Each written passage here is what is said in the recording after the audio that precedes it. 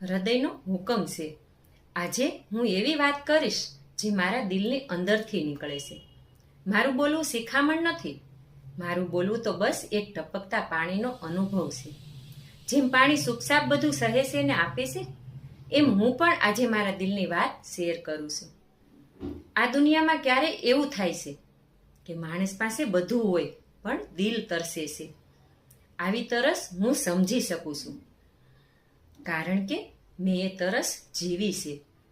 પાણી બસાવવું કે ન બસાવવું એ તમારો મત છે, પણ કોઈ દિવસ જ્યારે તરસથી આંખોમાં જ પાણી નહીં રહે ને, ત્યારે સમજાશે કે શું ખોવાઈ ગયું છે.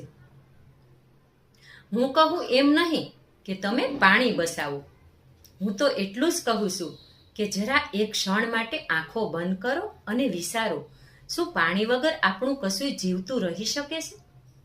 પાણી પ્રેમ જેવી વસ્તુ છે. જો એકવાર ખોવાઈ જાય ને તો પછી પાછું મળતું નથી. આ હતો મારા હૃદયનો હુકમ. ફરી મળીશ એક સત્ય વાત સાથે. જય માતાજી.